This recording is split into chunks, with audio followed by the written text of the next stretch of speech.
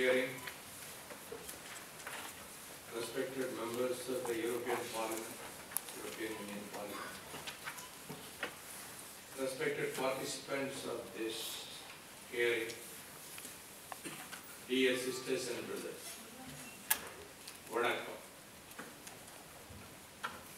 Before I commence my speech, I would like to pay my humble homage to the unfortunate, innocent Tamil people, elders, mothers, sisters, children, who were mercilessly persecuted and killed, and the legendary heroes, the men rebels and women rebels who have laid down their lives, shed their blood for the noble cause of their homeland. I extend my heartiest thanks to Mr. Paul Murphy and other organizers of this hearing for giving me the opportunity and privilege to take part in this hearing about the ethnic Tamil national conflict of the island of Sri Lanka. I have come from Tamil Nadu, a state of India, the homeland of 70 million Tamils who have got umbilical relationship with the Tamils of Eelam, that is the island of Sri Lanka, for thousands of years. I am sorry to say, our tears were unnoticed by the international community for many years. Our anguished cry did fall on deaf ears for many years. But at last, when the gruesome massacre, Holocaust took place, at least it was the European Union which adopted a resolution on 12th March 2009 calling for ceasefire, for which I express my gratitude from the core of my heart on behalf of the Tamils all over the world.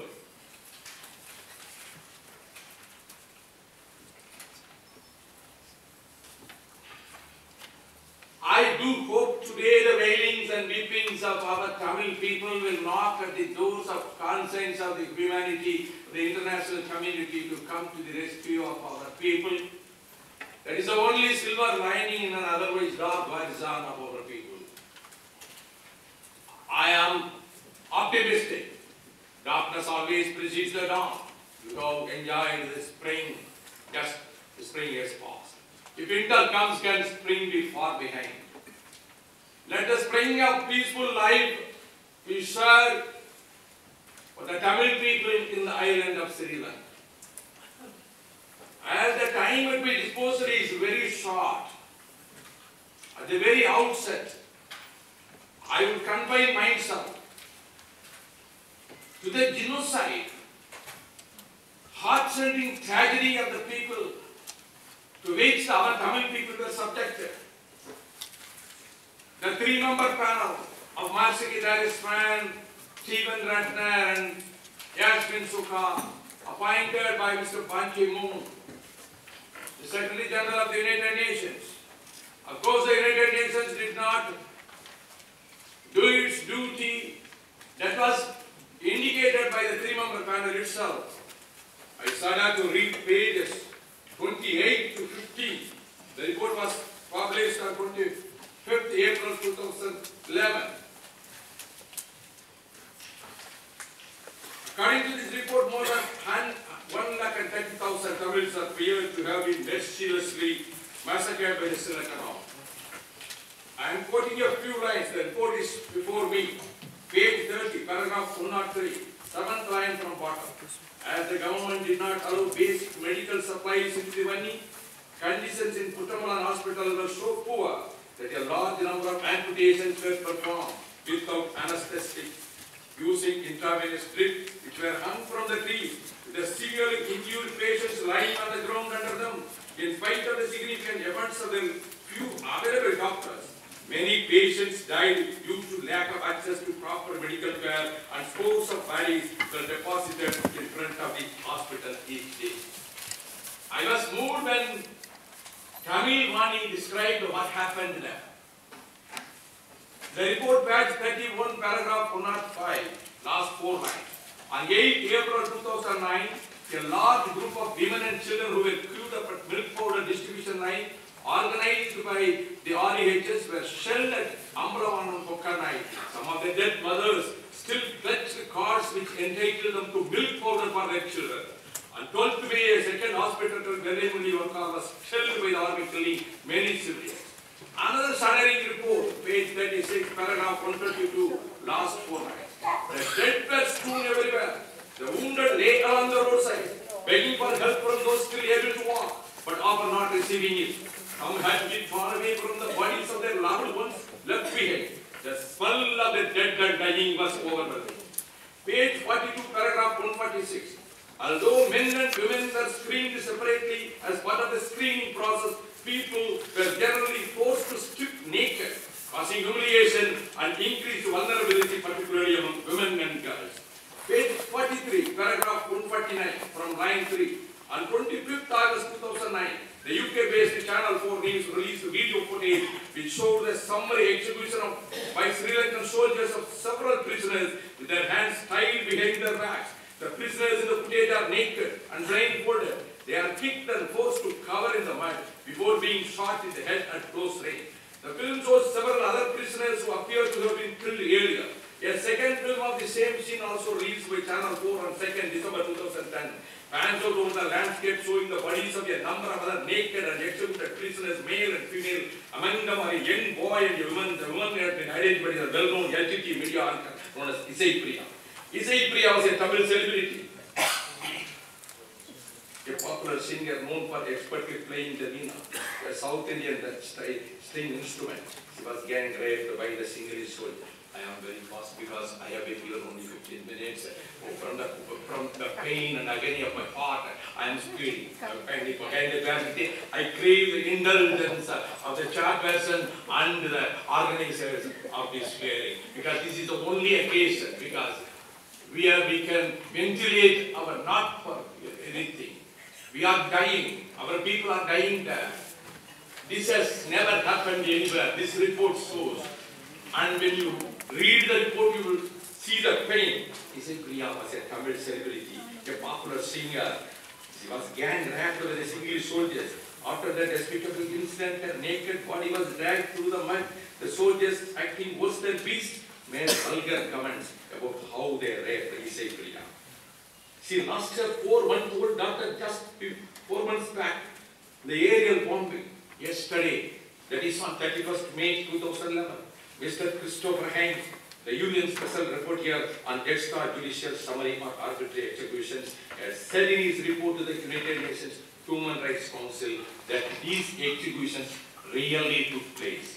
And also he has stated that what is reflected in the extended video are crimes of the highest order, definite war crimes. I could read further how Pulidevan, how Nadesan were asked to come to present themselves before the Sri Lankan army. It was reported to United Nations officials, to the Norwegian officials, the US duty officials. They were asked to come with the white flag. They came, their families. They were shot dead. What sin we have committed?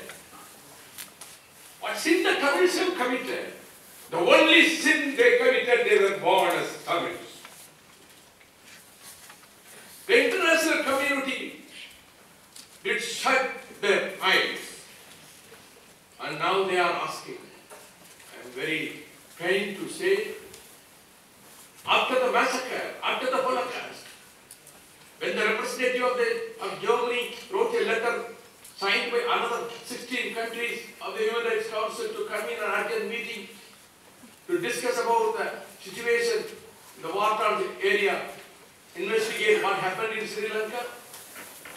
They had to convene the meeting on 25th May. Sri Lanka was able to bring a resolution. It was not a member, but it was able to get the support of Cuba, India, Pakistan, Bolivia, and other countries. 29 countries supported the resolution, commending the role of Sri Lanka. Commending the role of Sri Lanka. That is why I had to read this painful story. countries, yes, only 12 countries supported. Most of the European countries opposed. Only 12 countries. Now the 3-member panel has recommended that resolution of 27th May 2009 should be revoked. That has been recommended by the 3-member committee. What about the origins of the conflict? Mr. Ranjan very clearly picturized the whole thing. It consists of 2 nations. From the dawn of history, Tamils had their own kingdom, unique civilization. They were ruling. They were the original inhabitants of the land. This was also accepted and stated by the then Prime Minister of India, Madam Indira Gandhi, on the floor of the Indian Parliament. That was her last speech in August 1984. The Tamils of the north and east of that island are the original inhabitants of that island. The Portuguese came, 17th century. The reins of power changed hands again to the Dutch, then the British. The year 1833, the 2 disparate communities were brought under one umbrella for administrative convenience. In 1948, when the British left the country, though the Tamils fought as a vanguard in the independence struggle, the authority to rule was vested in the Sinhalese, which only subjugated the Tamils as a slave race there. They fought for their rights. Buddhism was made sacred. Sinhala was declared the only official language. Cultural genocide started. They wanted to destroy every vestige of Tamil culture. The Tamils fought for justice through peaceful means, through Gandhian means, demonstration, rallies, meetings, fasting programs. What was the result? The bullets and bayonets were the reward. Tamils were killed. As a universal phenomenon of history, the younger generation had to resort to armed struggle. All the Tamil groups convened a meeting at Pattakottai and declared that is the only solution, a separate sovereign Tamil nation under the leadership of Selvanayagam. More or less a referendum was conducted in the general elections in 1977. More than 80% Tamil people supported for a separate Tamil nation. Due to the program, due to the Holocaust, due to the killings, plunder, rape, murder became the order of the day. The Tamils resorted to armed struggle under the dynamics, dedicated leadership of Prabhakaran. The LCD was launched. My friend stated just now that what is terrorism? What is the dictionary? If it suits somebody, they say it's freedom fighters. If it doesn't suit them, they brand them as terrorists. Only one question, 1 minute. Whether any Sinhalese government, including this racist government, has charged, what has made any charge that any member of the LTT violated the honor of any woman, any Sinhalese women.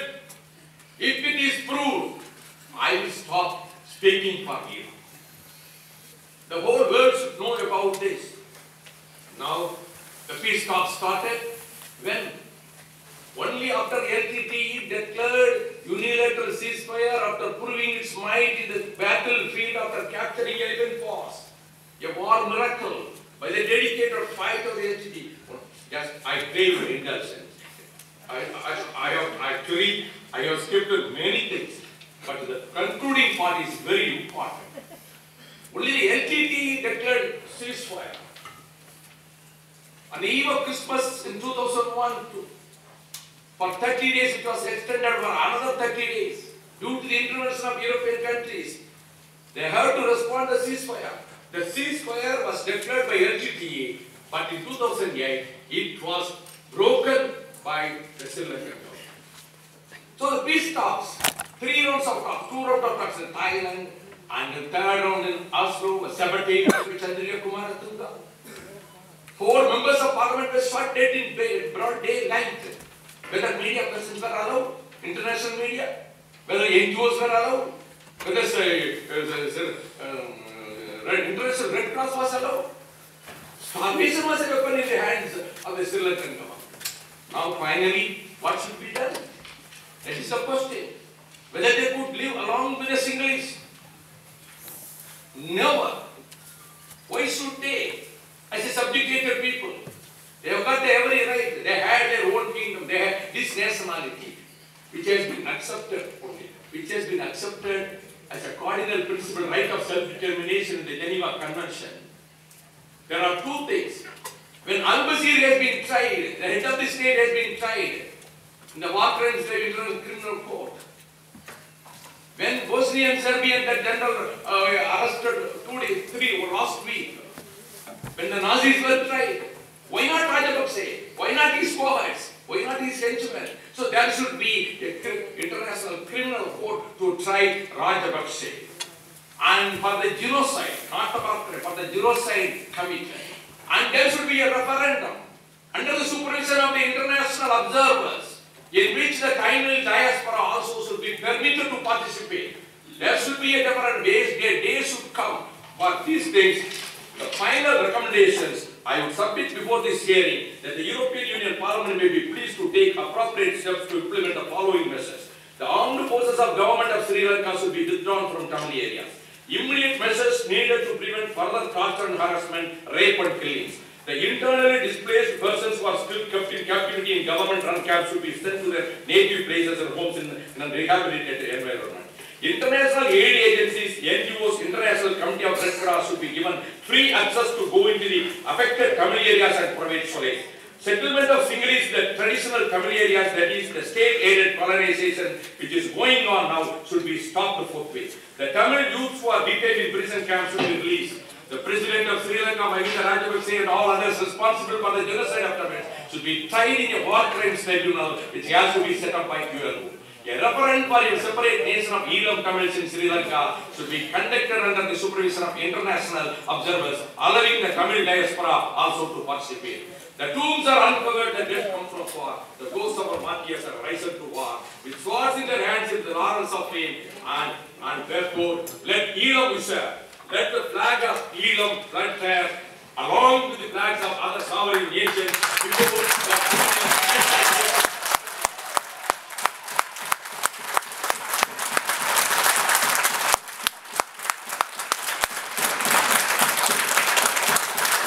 Very good.